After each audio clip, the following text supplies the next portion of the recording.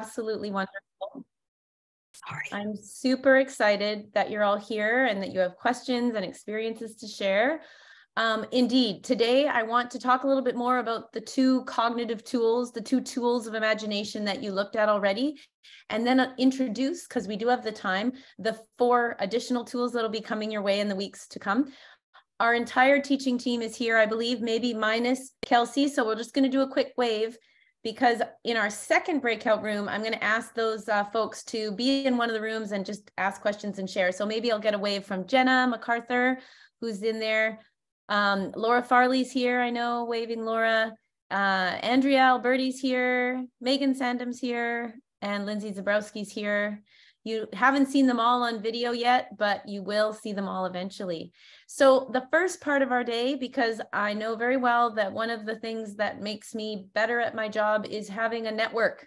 So everybody who signed up for this is not only interested in outdoor learning, but they're interested in imagination and they're interested in engagement. So we're going to put people into random groups. This isn't about sharing your expertise yet. This is about telling folks in your small room who you are, maybe what size of humans you teach, what your interests are, something like that, just 5 or 6 minutes. And then we will come back as a larger group and I'll start talking a bit more about cognitive tools, which is super fun.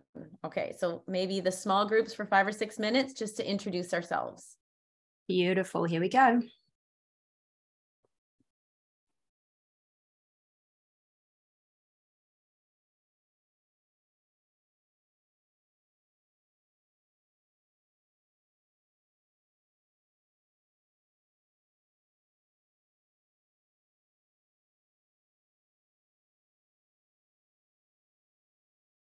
So do we have 40 people? Yes. Yay. How great is that? 43, actually plus, yeah, 43. That's amazing. Okay, I'm just going to write 1 minute per person. Say hello. What you're up to. Okay, I have to set a timer though, because I do not know how to count time. Do you want to go in a room? I find people stop talking when I do, but I could. No, you're good. Okay, I'll pop into one. Do you want to stick me in one? And then, Yeah, okay. Oh, I can join one myself because I'm You can. You're an independent woman. I'm going to join one and then I'll see if there's one with no students in it that we know. Okay, maybe room 6. Yeah, is it kind of small? Yeah, it's super small. I can move you there.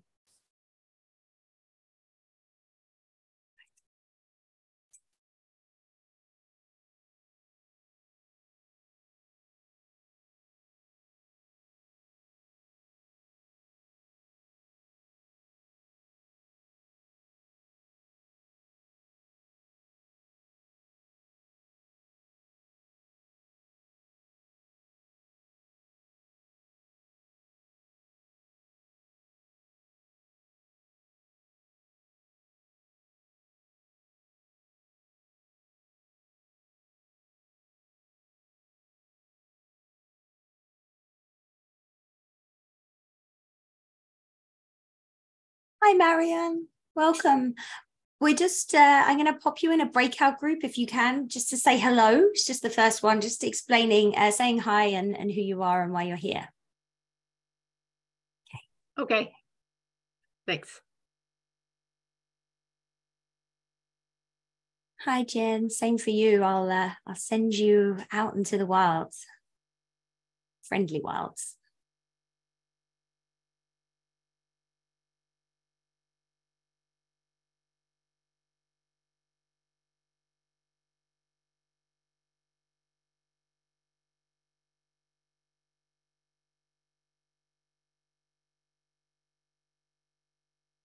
Hi, Judith. Welcome. I'm not sure if you can or would like to go into a breakout group, but you can let me know if you would like to, or you can just wait here. We just have a couple of minutes left.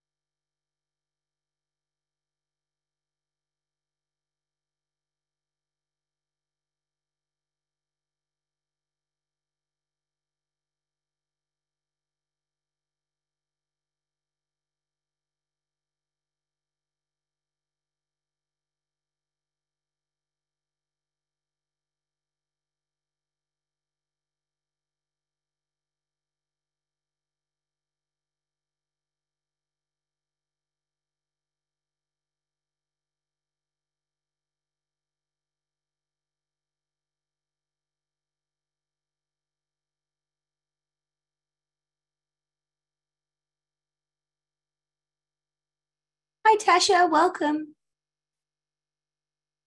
I'm going to pop you in a breakout group if you just want to say hi to them. Hi. And let them know, or you can just hang out with me for a few minutes.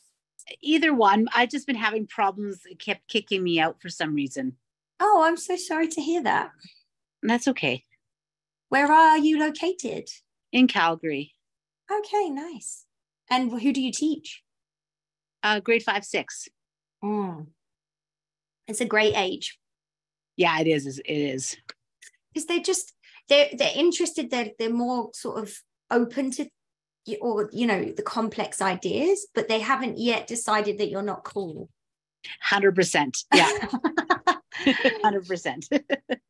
I'm sorry, I just have to text the groups. That's okay.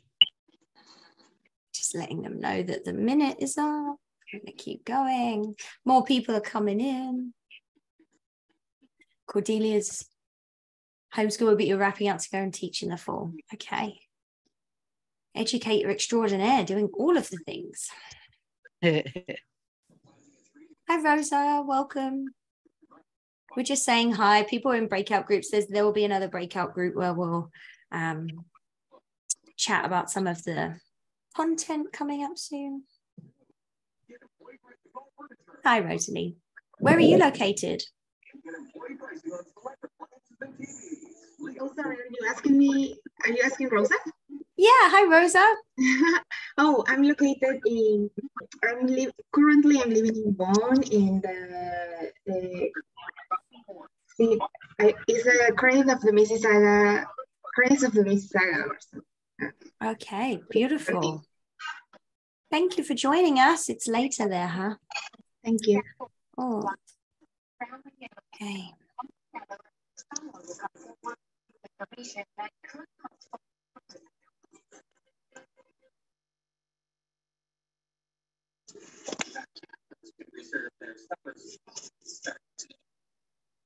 Seasonal reservations have been incredibly popular. We had a couple of people on the site.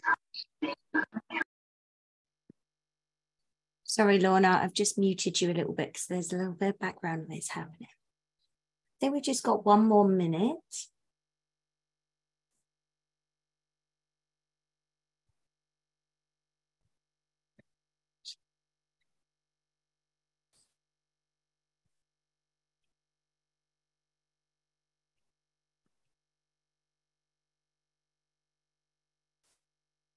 We have a few new attendees, which is great. I think Tasha, hi Tasha. Oops. Oh, breakout rooms are closing. Perfect. Yeah, just going to give them 60 seconds more. I think that should have been enough. Again, I actually set the timer, but I didn't count how many times I did it. And Jenna, Jade, the next room will have our teacher leads, one in each room, ideally, right? Yeah, absolutely. While you're chatting, I'll set them up in the background. Yeah, sure. Hello, everybody. Welcome back. Hope you had a minute or two to say hello. People are still joining in. They're zooming back. They are zooming back into this strange space that we've all got very, very used to. While that's happening, I can share these are the images that people should be a little slideshow of images that people shared in the Google. So I think everybody's back. No, still more. What am I saying? Oh, the magic number 50. That's hilarious. 50 is very significant for me. I turned 50 yesterday. I know. Your birthday. I know. Can you believe it? Not a day over 49, I know. But 50, it's just such a big number. I don't mind it when it comes to attendees at a webinar, but when it comes to trips around the sun, oh. Anyway, I stayed up past midnight and I thought that was a really good, exciting thing to do on my 50th birthday. So, okay, so we're all back and it's really, really wonderful. Thank you for your birthday wishes. I appreciate it. Feel free not to tell anybody that I'm 50. That would be great. So before we jump into talking a little bit more about your experiences in the past week, I want to talk a little bit about these two cognitive tools that we started with. And it was such a rush on the first night. I wanted to talk a little bit more about what these cognitive tools are. We don't have time to go deeply into the theory, but the thing is that all around the world and for millennia, we make sense of the world through different aspects of language. All cultures that have an oral language, for example, are storytellers. And the story is one of the greatest learning inventions ever. But there's a whole bunch of different tools that go along with storytelling that are very powerful for learning in general. So Kieran Egan called these tools cognitive tools. They help us to think. They help us to learn. And lots of times we use these tools in our daily lives without even knowing it. What hasn't happened is thinking about education in a way where we don't sort of think about, well, what's the logical way for us to break up this topic and teach it to kids? Kieran Egan always said, we're dealing with perfinkers, perceiving, feeling, thinking humans. So how are we going to make them feel? So for Kieran Egan and imaginative education, it was always, what's the emotional significance about the topic? We all know from our teaching days that the most typical way we're taught in teacher training is sort of an objectives-based approach. You have your objectives, you want to break down your lesson in a way that fulfills your objectives. But what you may not know is that model is based on an approach to building refrigerators in the 1920s. That is correct, refrigerators. There was somebody that did a lot of studies at a steel plant called the Bethlehem Steel Plant in the US. And his role was to say, how can we be more efficient in building steel goods? And the idea led to this assembly line idea. You start with your goal of the refrigerator, we'll do the door here, the handles here, the bolts here, we'll put it all together. And at the end, we'll do quality control to see if it looks like what we wanted it to look like. Well, an educator by the name of Ralph Tyler, who's the big daddy of all educational evaluation, he came along and said, that sounds like a great thing to do for teaching. We're going to start with the topic. We're going to break our topic into different sections. And then at the end, we're going to do quality control and see who learned what we wanted them to learn. And it's the objectives-based approach to teaching. But nowhere in there do we acknowledge the emotional core of human beings. And so all of these different tools we're talking about put first and foremost that human beings feel. They never just think. So the two tools we looked at this week are very important tools that come along with oral language. So if you're working with anybody who speaks an oral language, they have the use of metaphor. They're very good at learning something unfamiliar by attaching it to something familiar. And I'm not speaking here of formal metaphor where we make them use the definition, but in this week's example, we were attaching the idea of moods to textures and seeing how a prickly feeling, what is that like in a mood? And so this is a very powerful way to evoke imagination. Now, in doing that, you're not just having fun for a minute, you're actually connecting emotion to whatever the knowledge is. And by doing that, you're passing it through your amygdala and it helps you remember. This is why all of the tools we're doing in this short course are called sort of tools of memory. They're tools that help us remember things in the world around us. And so the metaphor was one, and the other one is the largest of all. I would say it's the most powerful tool we have, which is the story form, which is simply to say, how are we making what we teach emotionally engaging? It isn't exactly about telling a fictional story, but more about whatever you're learning. How would a reporter make it sound interesting? Say your lesson is on fractions. What's the story on fractions? Not what's a story, but what's the story? How can we teach fractions to kids in a way that makes them feel? One might be to talk about the simplicity of a fraction. There's an inherent beauty in the idea of a simplified way of representing the world. So again, it's a tool that we can use with information and knowledge, and by students using it, they're feeling. And that is the key to imaginative engagement, because all imagination includes emotion. You could be emotional and not be imaginative, but you can never be imaginative without being emotional. So I suspect some of you have come in here hearing the word imagination and thinking that we're primarily going to be talking about fantasy or make-believe or young children, but that's not it at all. I mean, that's an important part of imagination, but I'm curious about the imaginations of all of you. And how do I engage all of your imaginations? By using metaphor and by using story and all the other tools we're talking about. So my hope is that at the end of the short course, you'll A, be interested in learning a little bit more, B, see that imagination is not just something for young kids or artists or make-believe. It's actually involved in a lot of the more memorable ways in which we learn about the world around us. That's my second hope. So this week we looked at those two tools, metaphor and story form. And what we wanted to do now was put you in a small breakout room with one of the people from our teaching team. And you'll have, I think, Jade, we said about 10 minutes. So we'd have a larger Q&A time, maybe 10, 12 minutes. Mm-hmm. Whoever's willing to share, talk about how you use metaphor and maybe how you use story this week. Maybe you tried the original walking theme and the use of that tool, or maybe you tried the new one. The teaching, whether it's Jenna or Laura or Megan or Andrea, they'd love to hear and they can give you some thoughts and reflect. It's just an opportunity to share.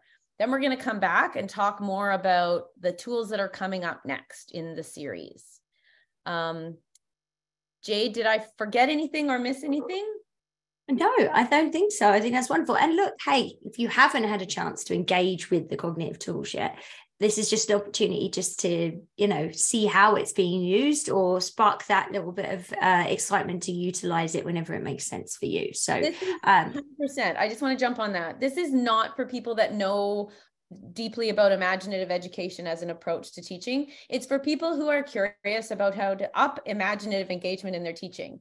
And this, in our view, right, Jade, is the first of maybe future opportunities to learn a little bit more, gain a few more tools to incorporate in your outdoor teaching. Just to show how walking curriculum it's about walks and exploration, but it's very much about imaginative engagement with these tools as well. So that's the goal. Beautiful. I'm going to send you all out and you've got about 10, 12 minutes. Have fun. Thanks, teaching team.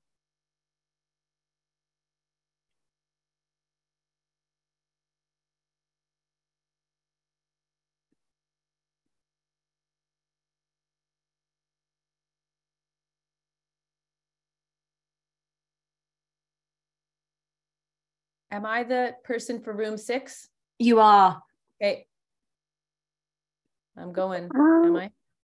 I don't know. I didn't get any room room information, like join it or something. Okay. Who is that? It's Noreen. Noreen. Okay. Okay. Sorry, you guys are new. I am sending you right now. Thank you.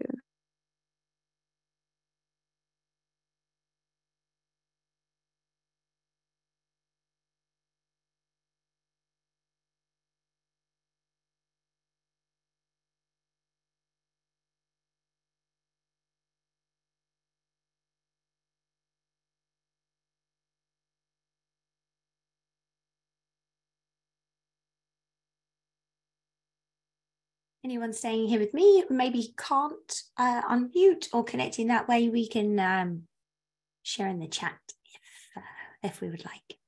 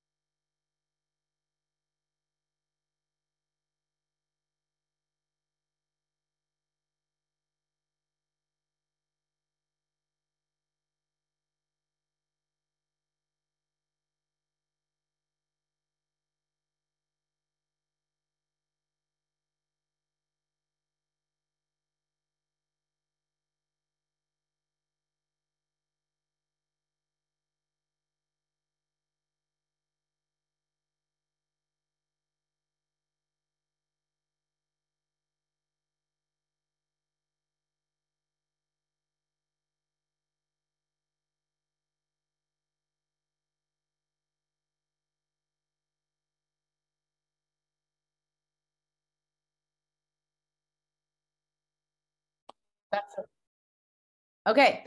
So was there anybody wanted to bring anything to the large group right now about the first two tools before we talk about some of the upcoming tools? I'll say something really quick because it was really successful today. Today I used the rectangles. I gave each of my students one, and I teach in outdoor school, so we're outside all day, every day. And we started with just talking about what could this rectangle be? What could we turn it into in our heads? And my little ones, they're between 4 and 6 years old. In a matter of like 5 minutes, I gave them to like quickly just spout out answers. And they came up with 40 things that this rectangle could be. And we're gonna extend on that within our week. About tomorrow, we're gonna talk about if this rectangle were placed in the forest where we are, what might encounter it and what might it feel? How would its perspective change it? What if it were placed in a beach or in a city street? So it was really successful. I'm really enjoying this. And so are my students. So I'm really happy. Thank you, Christiana. I appreciate it very much. Appreciate it. Well, I can share about my students, average age 21 to 44, maybe.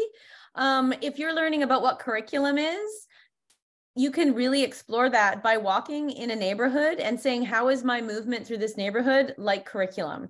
How is the context I'm in like this notion of curriculum? And there's lots of different things that come out of that.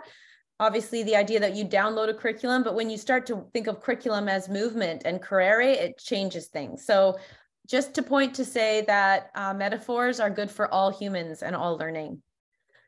Did anybody else want to share or ask a question or anything about the couple of tools that we've looked at so far?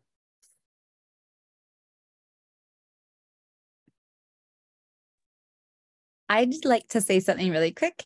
In our group, we had this wonderful story about using it, using the metaphor to save a spider, because they managed to evoke emotion in the students to stop fearing it and to think of it as the one that needed saving. And as an informal educator, science communicator, we really have been, it's all about being disciplined, and you don't impose human emotion onto things.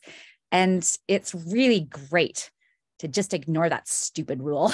It's so much better when you do allow people to connect and to find a point of empathy.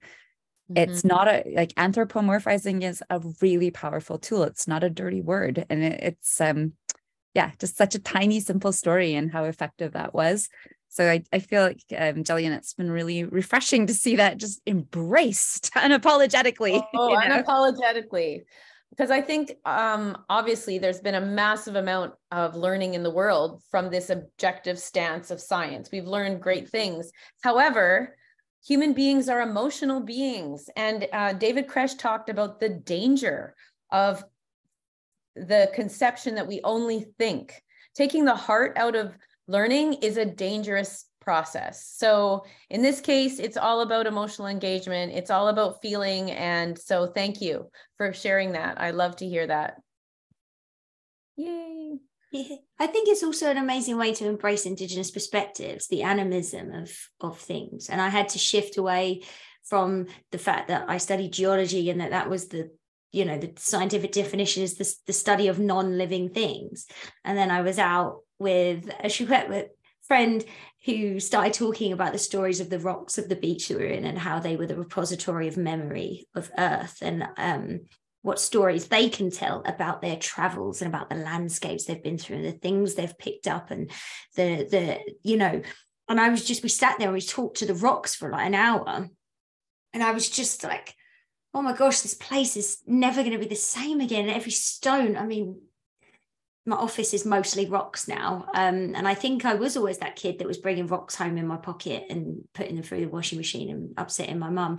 But now, like, those are the children we need, evidently, in the world. But I feel like that's an amazing way to tie that in. And so we talk to the trees, we say hello. I get them to ask, what do you think might have happened if there's been a storm? How do you think that might have felt for the trees? And I think that giving story and life and meaning to them as people, not humans, but people rather than things, has changed the way that I teach.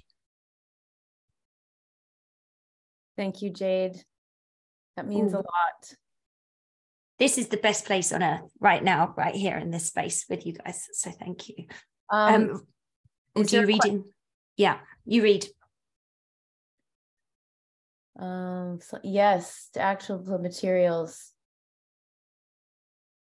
Absolutely. This is this is only a taste of all the multitude of ways we can emotionally connect, but we began, and I think I want to introduce some of the tools that are coming up, especially if now you're back from your spring breaks and you might be playing with all of these. Again, this course is meant to be asynchronous. You get to this and do this when you're ready and when you want, but we want to offer these out. So in our final 12-ish minutes, because we want to honor your time, and if you can get outside and go for a walk tonight, you should definitely do that.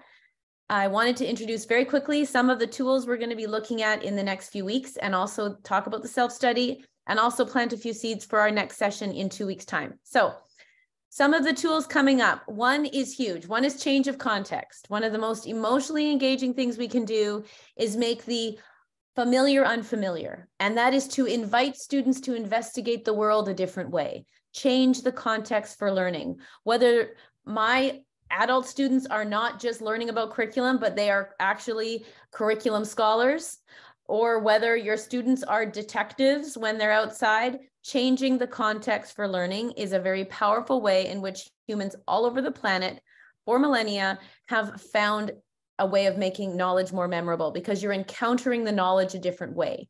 So change of context or role play, we're kind of putting those two together, is one of the tools you'll be learning about. Another tool, in no particular order, is heroic qualities. I'm not talking about a male-driven, testosterone-driven hero here. I'm talking about looking at everything in terms of how it is achieving and striving for greatness. I talked a little bit about that before, but is it the tenacity of single-celled organisms? That's one of my favorite examples. Or of moss, the tenacity of mosses. Or is it the beauty of fern? Or what is it about the things in the world around us? How are they striving towards greatness? What is their transcendent quality? Because the thing is whether it's tenacity or if it's courage, we feel those things. Our kids know those things. They may not know the word for tenacity, but we are all emotional beings. So one of the tools we're looking at is this notion of bringing out the heroic aspects of what we're teaching. Another tool we're looking at is rhythms and patterns and engagement of the body. Human beings are pattern understanders. If you didn't understand rhythms and patterns, you wouldn't speak a language. You wouldn't understand what I'm saying right now. You wouldn't be able to walk, for example, because we're somatically engaged rhythmically all the time in the world around us. Mathematics is an understanding of patterns and rhythms. So we can look for the feeling of patterns, the sounds of patterns, the looks of patterns, every topic we teach. What are the patterns in this topic? Not just that we can see, but of human action, there's all kinds of ways to engage this tool. So we're going to jump into that. And again, what happens when a human starts to look and engage with rhythms and patterns? That's the imagination at work. The more we do it, the more we get better at it. And then, of course, one of my faves is looking at like extremes and limits and dramatic tensions between things, the hugest and the most minuscule. And the dramatic tensions in the world around us is kind of an exciting space. And we want to show students the world that exists in the middle. The world does not live in extremes and oppositions. But interestingly, one of the ways in which human beings initially make sense of new places is to notice opposites. And that's a whole other 2-year topic. But one thing we can do for our students is to introduce them to these topics.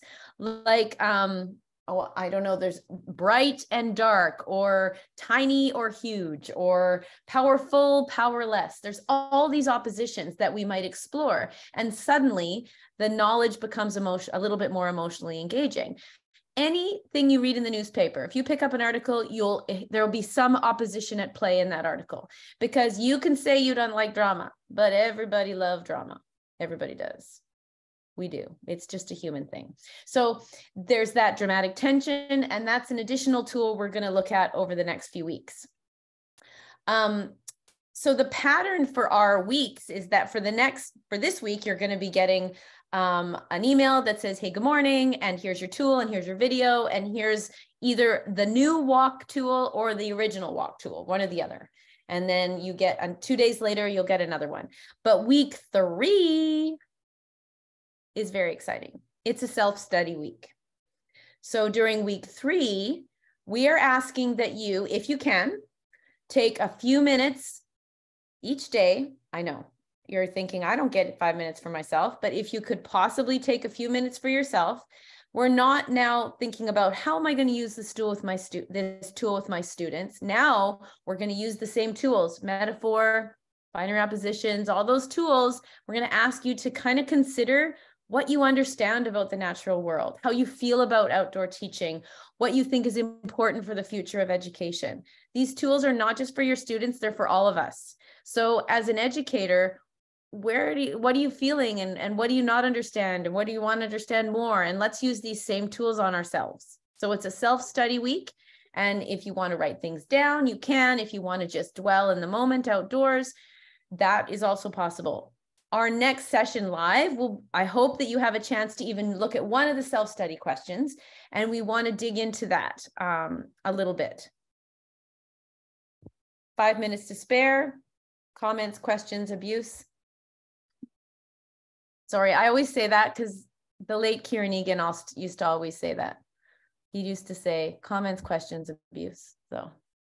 And money. And money. He did used to add money at the end, but I don't do that. Oh, I'll take some money. I'm okay with that. Yeah, so another kind of warp speed hour, but I don't know. I know I'm smiling a lot for all of you who showed up today to talk and meet each other and learn a little bit more about the tools of imagination. I appreciate that. Are there any comments or questions that you have now that can help you move forward over the next 2 weeks before we meet again, either for me or for our teaching team members that are here today? Go on. I was just going to express gratitude. Like I was at the last talk and I got here today. I haven't been able to watch any of the videos in between, but the talk, it really landed in me. And the thing that I took away was I heard in that call, like the most important thing is my own relationship to the land. And I need to focus on that. And then I'll be able to convey that to the kids. And so just that one takeaway was like what got us outside. Because I've been so busy, it's been a struggle to actually get out. Yeah. So, and it's such a priority for me, but it just kind of had fallen to the wayside. So, and it's very inspiring to be here and to hear what's being said. So thank you. Thank you, Jay. I really appreciate that. I love how this series has started out. Feels very heartwarming to me. I think Jen Sander have a comment or question? Yeah. Can you still hear me? Sorry, I just did something to my screen. I'm on my phone. It's so crazy.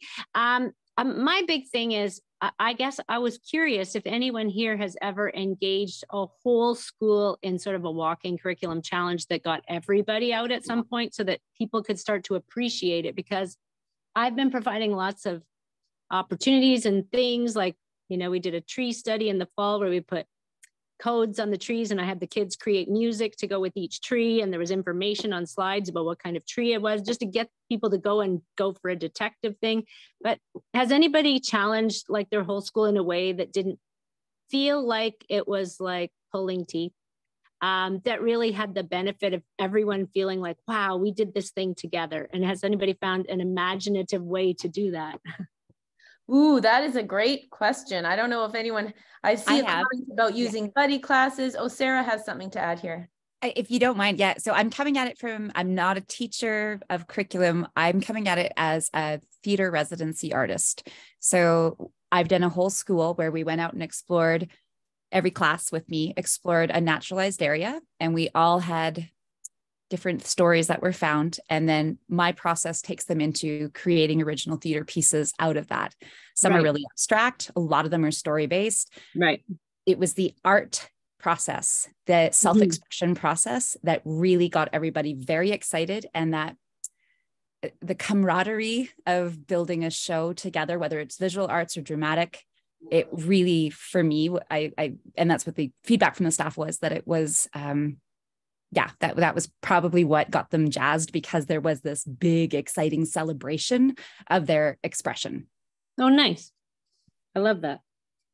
I know that go ahead.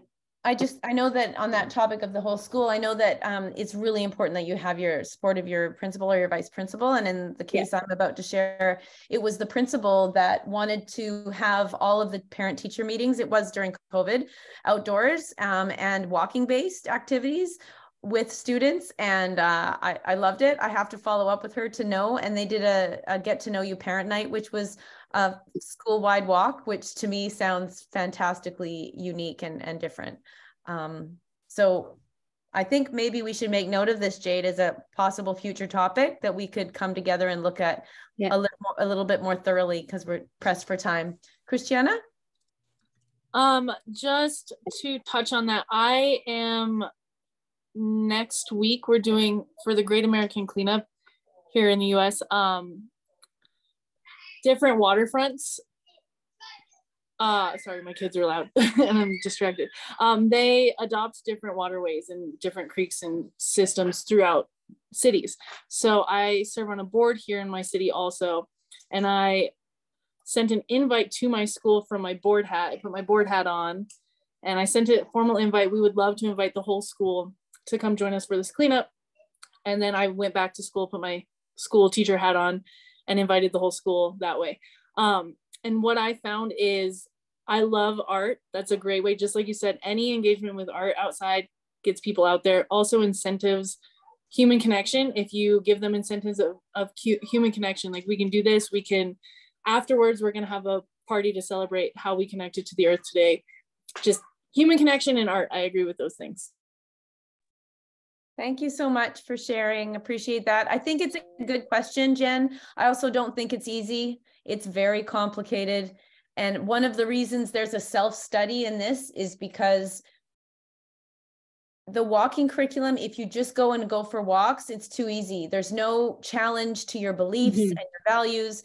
And so I feel like we need to take this on another day, because somehow we need to gently challenge beliefs and values that feel like there is no need to go outside, because that's where you'd see resistance. But I guess we work on our own house first. Yeah, and we certainly do those things, those whole school community cleanup, but maybe it's adding a prompt, adding a prompt on an opportunity like that, where we know people are getting out with a bag or whatever. And what's the prompt going to be? What are they looking for? Maybe something like that. I could choose one of the walks and make it the prompt that they come back and share about.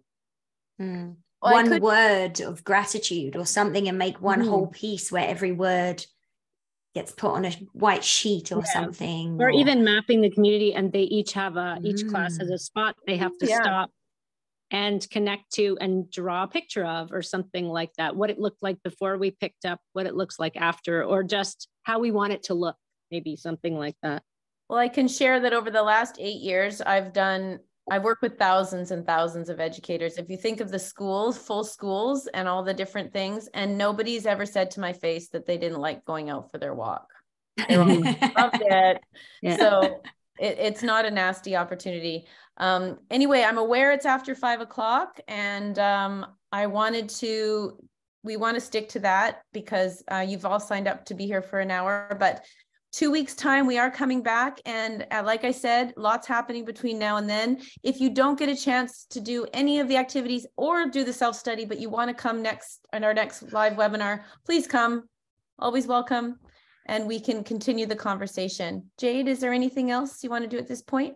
2 short things before we leave, Noreen. Certificate in your final email at the end of the 3 weeks. There's a link. You can go in there, you fill in your details, and it automatically populates you a PDF certificate of 6. Theoretically, you could have done 600 minutes within this. So that's what we're giving you for Pro D. So you'll get a beautiful, lovely, professional looking certificate that's populated.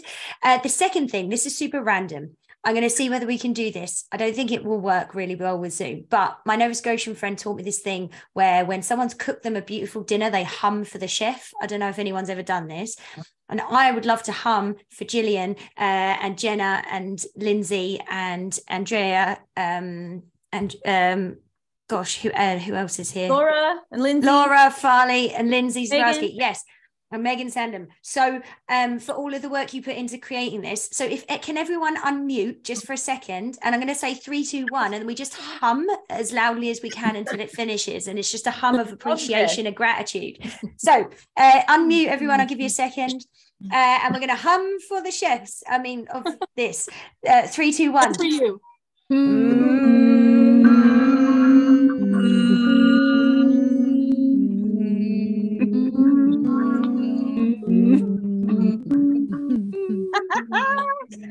Not quite as New like, thing every day. Yeah, resonant as like an or something, and perhaps we're not different voices cutting in.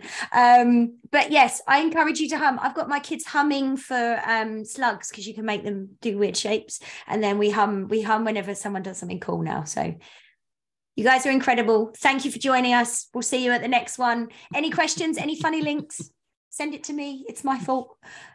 Have a wonderful evening. So bye, babies. Bye, bye, adults. Bye, all the people. In 2 weeks.